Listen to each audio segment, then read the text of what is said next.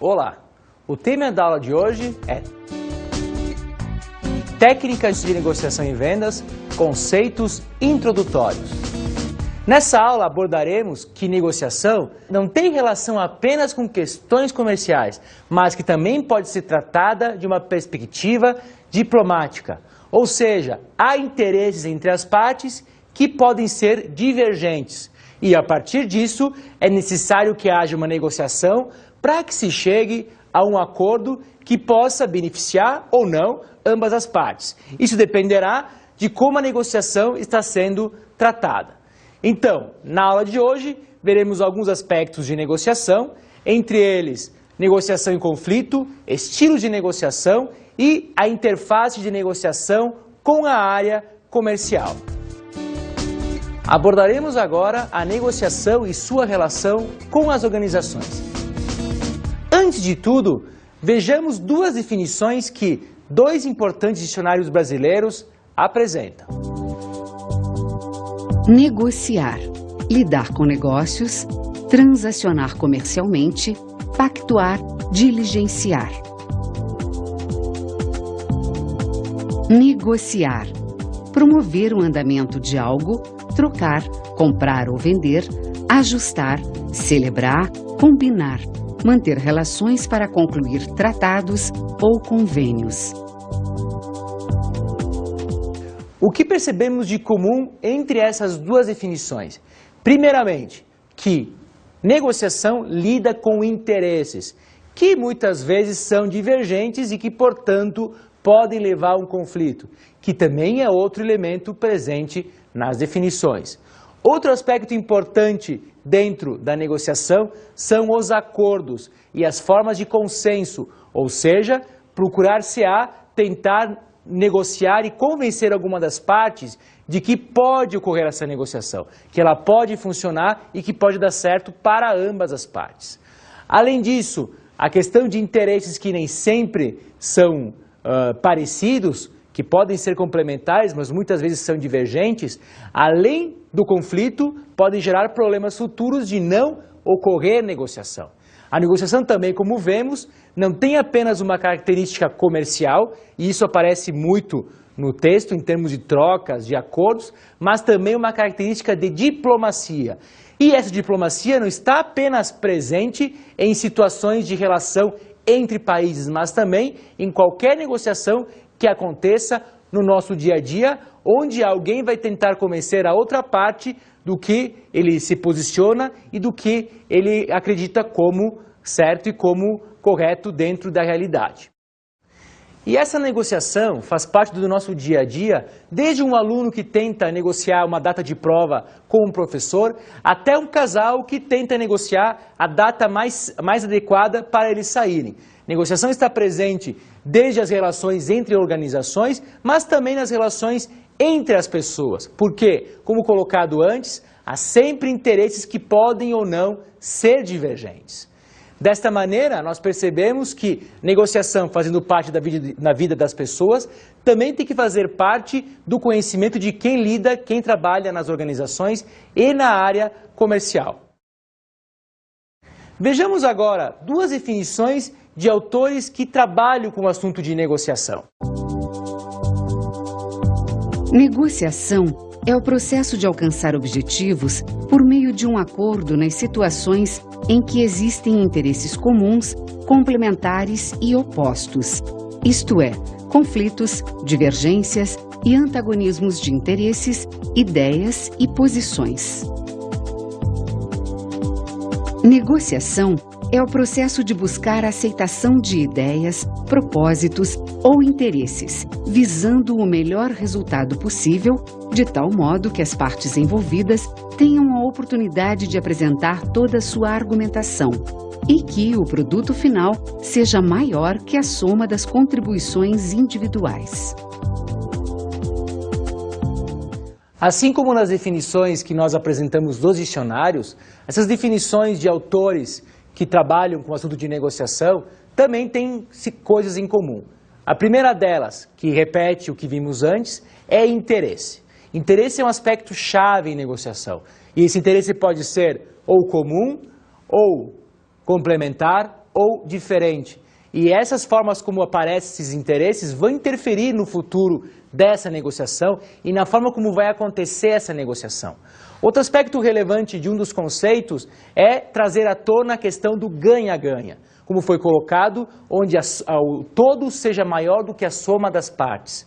A relação ganha-ganha, a negociação ganha-ganha, é uma das formas mais interessantes de negociação, mas também uma das mais difíceis, porque depende de um esforço de todas as partes para que o somatório no final seja muito maior do que se houvesse uma relação ganha-perde. Desta maneira, quais são, então, as características principais de uma negociação? Primeiramente, como visto nas definições apresentadas, a existência de interesses que podem ser divergentes.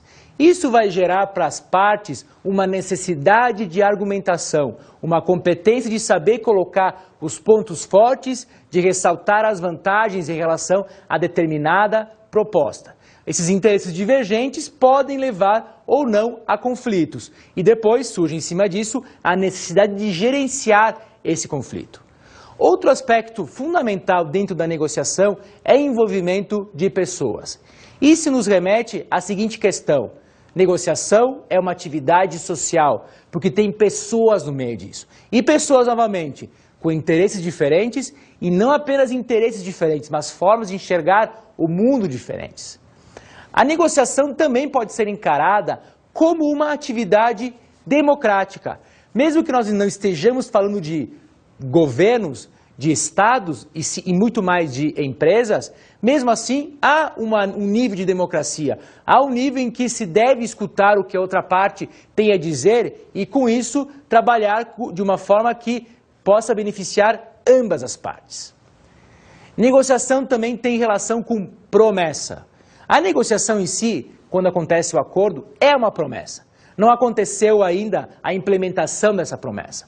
Então é importante que, após a negociação, que a promessa seja cumprida para que não haja problemas futuros quanto à segurança e à confiança entre as partes. A negociação também há gasto de tempo e de energia, não apenas gasto de recursos financeiros.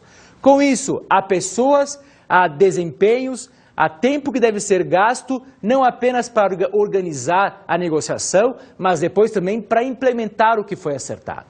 Além disso, numa negociação, há a dependência muito forte da informação. Deve-se usar a informação da melhor maneira possível, porque é a partir disso aí que se formam as argumentações e que se põem os pontos de vista diferentes com maneira de se chegar a um acordo. A negociação pode ser encarada muito mais do que apenas uma relação financeira. Numa negociação, pode-se negociar não apenas o preço, como geralmente se pensa na área comercial, mas também um produto, um prazo de pagamento ou até uma forma de pagamento. A negociação não leva em conta apenas o preço, como geralmente se percebe. Além disso, a negociação pode ser encarada como um jogo, com trapaças e com blefes. O importante é reforçar que isto é uma forma de se negociar, não apenas a única forma. Geralmente se pensa em negociação com uma parte que ganha e com outra parte que perde, mas nem sempre essa é a regra. Por isso que pode ter uma negociação cujo processo seja ganha-ganha, que é o nosso próximo tópico. Nesse caso, ambas as partes saem satisfeitas de uma negociação. E não que uma parte ou outra tenha cedido. Não houve cessão, mas sim, ambas as partes conseguiram chegar a resultados que nem esperavam no início. Nesse caso, como pode ser colocado, não é necessário ceder sempre. Pode-se ter, às vezes, resultados positivos numa negociação, mas trabalhando com alternativas que não tinham sido pensadas anteriormente. O último ponto, mas não o menos importante, são os efeitos a longo prazo de uma negociação. Não se pensa apenas na forma como a negociação vai ser cumprida ao longo do tempo, mas na verdade se ela vai ser cumprida ou não. Se uma negociação, se um acordo é cumprido da forma como foi acertado, gera-se uma sensação de otimismo e de segurança muito grande entre as partes, uma vez que se percebeu que a palavra ou até mesmo o contrato gerou um cumprimento. Por outro lado, Se a negociação não é cumprida, se o que foi acertado, se o que foi negociado não acontece, gera-se um problema futuro, um problema inclusive de vendas menores de um fornecedor, por exemplo. Uma vez que uma promessa que não é cumprida gera desconfiança e gera então a necessidade de rever isso no futuro. Uma negociação cumprida pode gerar futuros negócios. Uma negociação que não é cumprida, além de não gerar negócios futuros, pode gerar desconfiança e uma imagem negativa perante as pessoas envolvidas. Para ilustrarmos melhor as características da negociação, vejamos agora uma cena do filme Erin Brockovich. You know, there's something about this whole thing I don't quite understand, Mr. Mantry. If PG&E messed with our water, why would they bother saying anything about it to us at all? Why not just keep quiet about it? To establish a statute of limitations. In a case like this, you only have 1 year from the time you first learn about the problem to file suit. So PG&E figures, well, we'll let the cat out of the bag, tell the people the water's not perfect, and if we can ride out the year with no one suing, we'll be in the clear forever. But it was more than a year ago that they told us. It's okay, we're not suing. Not yet. All we're doing is using this information to get you a real nice purchase price on your house, and you too, a comparable retroactive bonus on your sale price. That way PG&E can still look good to their shareholders, because they're not involved in an ugly lawsuit. All they're doing is buying a little property. Doesn't say here how much this whole thing's gonna cost us. My fee's 40% of whatever you get awarded.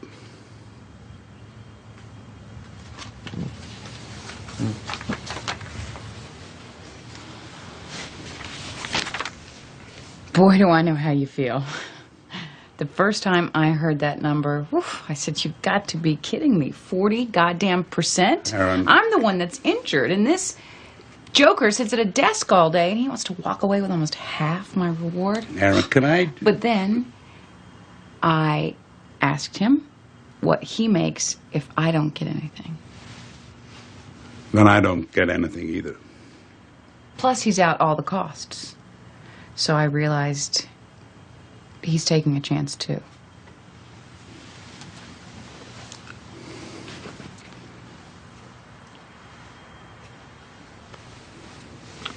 You got a pen, honey?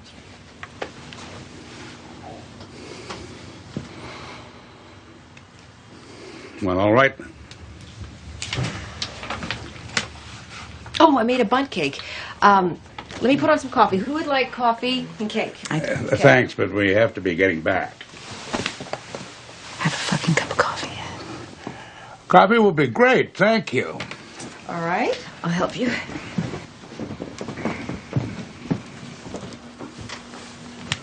My wife makes really good bundt cake.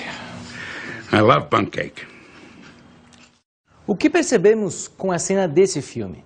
Primeiramente, que a forma como a informação é utilizada numa negociação pode mudar e muito o seu resultado. O primeiro advogado que tentou negociar com as pessoas em relação a uma ação contra uma empresa, depois de informar os valores dos honorários, gerou uma perda de interesse por parte daquelas pessoas.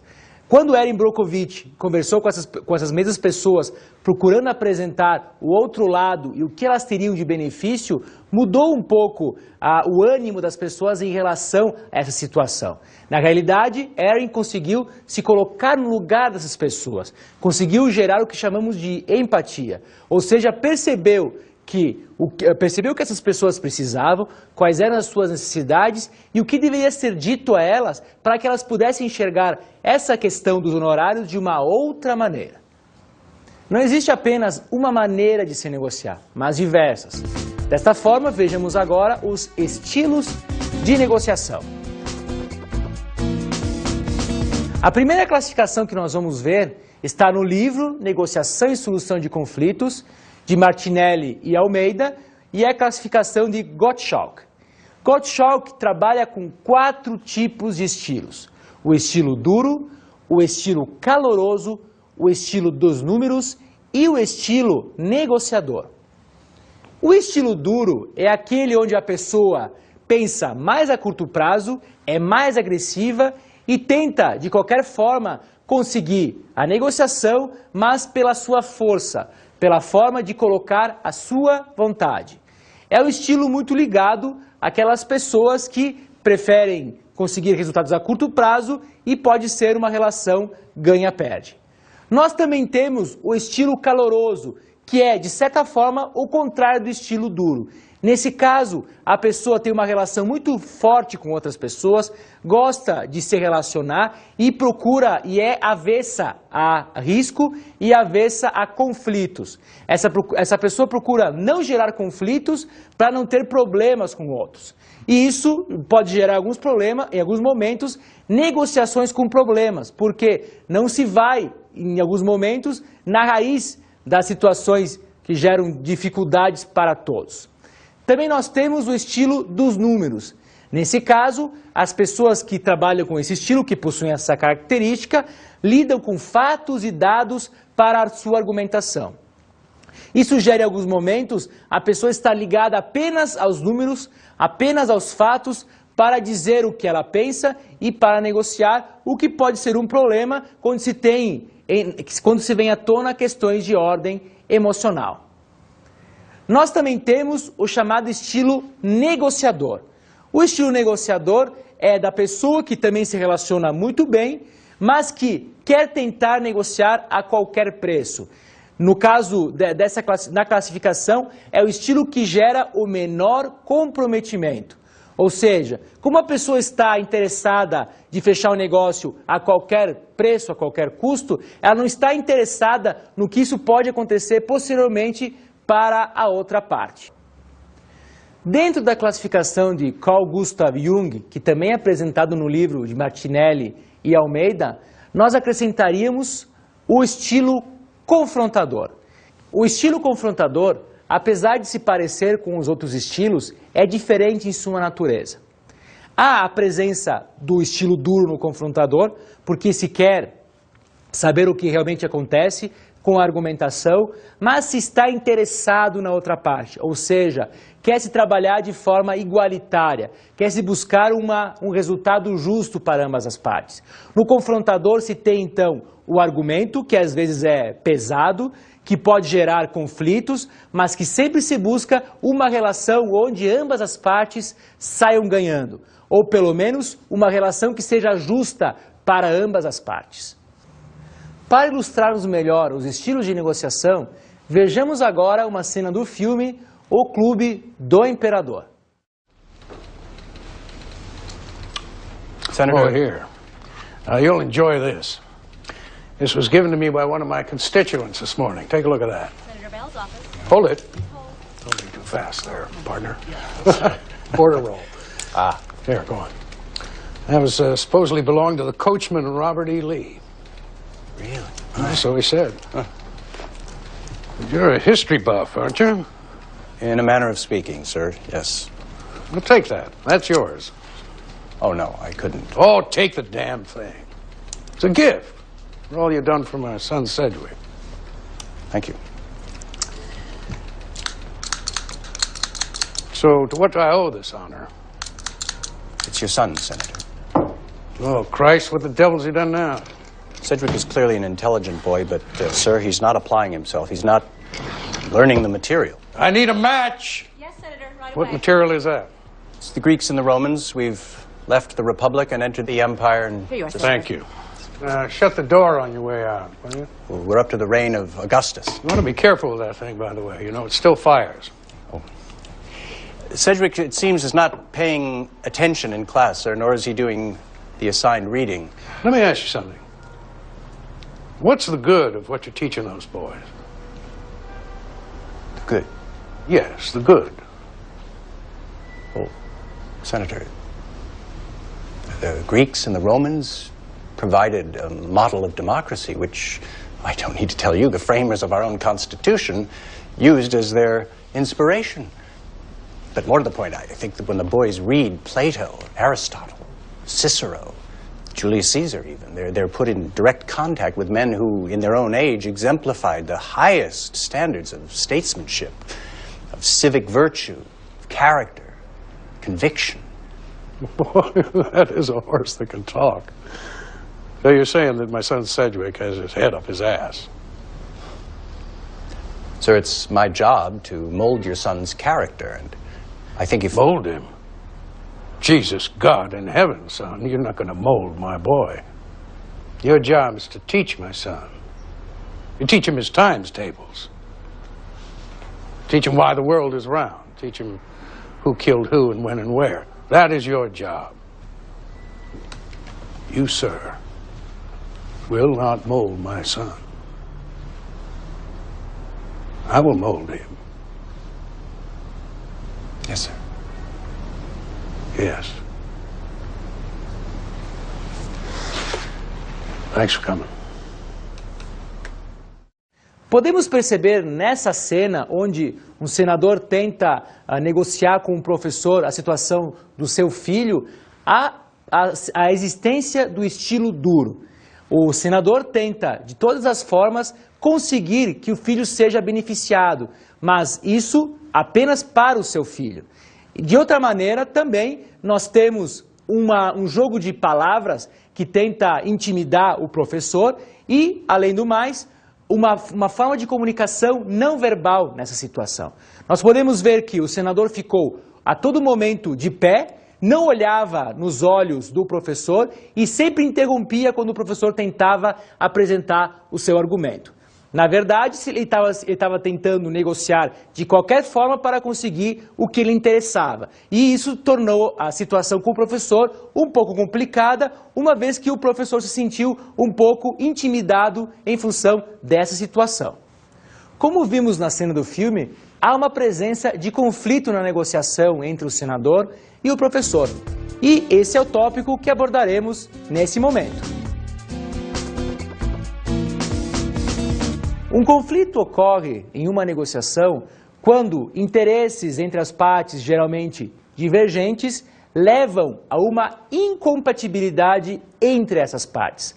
Ou seja, falta entendimento entre as partes em determinado aspecto da negociação e isso leva a um conflito. Dentro do conflito, é importante saber como pode-se então administrá-lo, como trabalhar com ele, como lidar com esse conflito. Uma ideia muito interessante trazida pela estudiosa Mary Parker Follett, que trabalhou com conflitos e com a área da administração, considerada uma mulher à frente do seu tempo, já que ela falava isso na década 20 e 30 do século 20, colocava que se pode lidar com o conflito de três formas: com a dominação, com a conciliação e com a integração. Na dominação, uma parte ganha em detrimento da outra, ou seja, não se consegue chegar a um denominador comum que beneficie ambas as partes. Na dominação acontece os conflitos chamados destrutivos, ou seja, um conflito que gera problemas futuros, porque a parte que perdeu fica se sentindo lesada e com falta de confiança em relação à parte que ganhou. A outra forma de se lidar com os conflitos é a conciliação. Nesse caso, ambas as partes cedem um pouco. O foco da conciliação é evitar o conflito. Não como o anterior, que é o conflito destrutivo, mas de não acontecer o conflito. Temos, por fim, o que chamamos de integração, onde ambas as partes procuram uma forma de negociação dentro do conflito que gere benefício para ambas. Não há cessão de interesses, mas sim se busca uma alternativa diferente do que se pensou anteriormente. Na integração ocorre o que chamamos de conflitos construtivos. Em outras palavras, é um conflito que gera mudança em benefício de ambas as partes. É um desentendimento que gera mudanças que vão beneficiar tanto o cliente quanto o fornecedor, se pensarmos na área comercial. Vejamos agora um comentário que fala sobre a integração e a visão de Mary Parker Follett. Acredito que o fim das guerras entre as nações e entre trabalho e capital virá exatamente da mesma maneira, formando as nações em um só grupo. Então, perderemos a noção de antagonismo pertencente a um grupo estático e veremos que o mundo é capaz de se integrar. Podemos perceber com as ideias de Mary Parker Follett a importância da integração, principalmente como inovação, de trazer novas alternativas, de trazer novas formas de se negociar a partir de um conflito, não de apenas ficar entre duas situações antagônicas. Além disso, Mary Parker Follett, por ter falado dessa ideia há mais de 80 anos, mostra a sua atualidade e a forma como isso pode ajudar as empresas, principalmente pensando hoje em dia naquelas que procuram parcerias, procuram colaboração para atingir os seus objetivos. Mesmo que a integração em alguns momentos pareça difícil de ocorrer, podemos senti-la como presente em algumas situações. Acompanhe o caso. A crise econômica mundial, iniciada em 2008, acarretou uma série de demissões ao redor do mundo, principalmente no ramo das indústrias. No Brasil, diante da possibilidade de haver demissões em massa, os trabalhadores, os sindicatos e as indústrias decidiram conjuntamente reduzir os salários e a jornada de trabalho dos funcionários, para evitar assim um maior número de cortes. O que se percebe com esse caso? Apesar de ter ocorrido várias demissões em muitas partes do mundo, onde os empregados não tiveram possibilidade de negociar e nem de serem ouvidos, o exemplo brasileiro demonstra que pode ocorrer a integração e que posições ponderadas de ambas as partes podem levar a resultados que beneficiem ambas as partes. Por um lado, as empresas apresentando suas dificuldades e, do outro lado, os sindicatos percebendo que a crise realmente existe e que deve ser feita alguma coisa para que a situação não se complique. Nesse caso, a busca por manter o emprego e redução de jornada de trabalho, mesmo que gerando problemas para os funcionários pela redução do salário, em alguns casos, na verdade é uma maneira de preservar os empregos em função de uma situação crítica que poderia ocorrer caso isso não teria sido definido e negociado. O tópico que abordaremos agora é agregando valor à negociação. Podemos ver que estamos usando a palavra agregar, que significa somar, ou seja, agregar valor, somar valor numa negociação. Em outras palavras, é o que chamamos de negociação ganha-ganha. E o que é uma negociação ganha-ganha? A agregação de valor, soma-se valor para ambas as partes, não apenas para uma das partes. Se uma das partes ganha e a outra parte perde, nós temos o que se chama jogo de soma zero. Há uma negociação de soma zero. Quando há um ganha-ganha, há uma negociação de soma positiva. É importante destacar que a negociação ganha-ganha ou agregando valor à negociação é uma das maneiras de se negociar. Não é a única, mas que pode trazer benefícios para ambas as partes, principalmente a longo prazo. Mas para que isso aconteça, é necessário, antes de tudo, que se tenha entre as partes confiança, transparência e, principalmente, interesse em que as duas partes saiam satisfeitas ao final da negociação. Abordaremos agora a negociação e a área comercial. Como visto anteriormente, negociação não acontece apenas com a área comercial, mas na área comercial é onde mais se acontece negociação dentro das organizações. Vejamos agora 4 aspectos relacionados a isso. A consideração número 1 é que as áreas comerciais e de compras geralmente apresentam maior contato com as outras organizações. O que significa isso? A área de compras apresenta contato com fornecedores, porque nesse caso é a empresa sendo cliente. E a área de vendas é a empresa sendo fornecedora, quando ela vende para outras empresas ou para consumidores finais. No caso de compras e no caso de vendas, há uma interação muito grande com pessoas de outras organizações, com experiências de outras organizações. Mas no caso da área comercial, o contato forte que acontece é com o cliente. E nesse caso tem que se atendê-lo e entendê-lo da melhor maneira possível. O segundo aspecto em relação à negociação e à área comercial é o aumento da importância do poder da persuasão e da argumentação. Em outras palavras, os consumidores e os clientes cada vez mais têm informação a respeito de produtos e serviços e cada vez mais estão exigentes a respeito disso. Desta forma, o profissional de vendas deve estar preparado para lidar com esse cliente, que não aceita mais qualquer coisa sem argumentar e sem discutir, uma vez que a informação que ele possui representa para ele um poder, uma forma de mostrar que ele sabe o que está acontecendo e de exigir os seus direitos. Dessa forma, então, o profissional de vendas deve se preparar, deve ter competência para lidar com essas questões.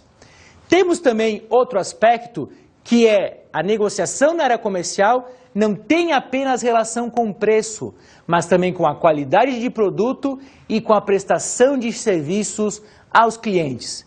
Em relação a isso, não é apenas o preço que é negociado, mas muitas vezes a qualidade do produto e o serviço prestado. Desta maneira, clientes podem até pagar mais por um produto desde que tenham um serviço prestado de qualidade. Ou seja, não é apenas o preço que está em questão, mas também outras questões, outros contextos que podem gerar ou não uma compra futura. E a consideração número 4. A negociação na área comercial depende também do que pode ser feito pelas outras áreas da organização. O que significa isso? Que muitas vezes as promessas que são feitas pela área comercial numa negociação ocorrem em função do que as outras áreas comentam para a área comercial. Não apenas porque a área comercial definiu determinado aspecto e não conversou com outras áreas. Por exemplo, um acerto de prazo de pagamento ou de entrega de um produto. A área comercial pode ter prometido um prazo, negociado um prazo, e não ter conversado com outras áreas da organização, como produção, para ver se isso podia acontecer. Em outro aspecto, a área comercial conversou com outras áreas, identificou que podia ser feito um prazo menor de entrega e, no final das contas, isso não aconteceu. Ou seja, há essa dependência da área comercial do que outras áreas fazem. Por quê? A área comercial principalmente promete, mas as outras áreas, a empresa como um todo, cumprem essas promessas. O que se pode notar com essas considerações? Que efetivamente a área comercial é dentro da organização uma das que faz mais negociação e principalmente com os clientes. A relação da área comercial com o ambiente externo é muito grande porque a interação com o cliente é muito forte e a dependência do que acontece no mercado também. E em cima disso percebe-se então que a área comercial é muito dependente das outras áreas, porque as promessas começam com a área comercial, mas o cumprimento da promessa termina com todas as áreas envolvidas, inclusive a área comercial. Nesta aula, abordamos os principais conceitos ligados à negociação e sua relação com a área comercial.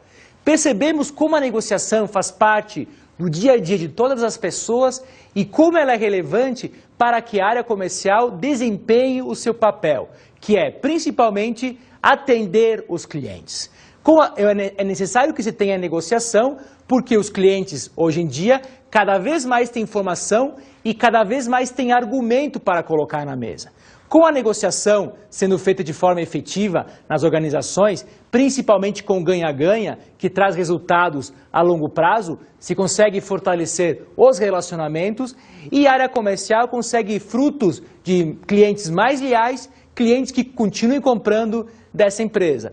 Deve-se ressaltar, no entanto, que as negociações ganha-ganha são negociações que levam tempo para acontecer. E a empresa que quer seguir nesse caminho deve estar ciente disso.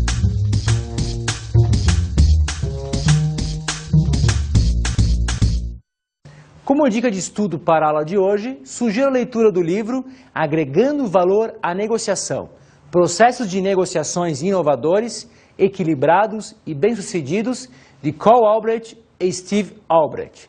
Nesse livro, os autores abordam a relação ganha-ganha, a negociação de soma positiva, como uma das possibilidades de se conseguir negócios futuros e de se fidelizar clientes. Eles dão dicas para se conseguir chegar à soma positiva e se pensando em formas de se conseguir isso junto às organizações.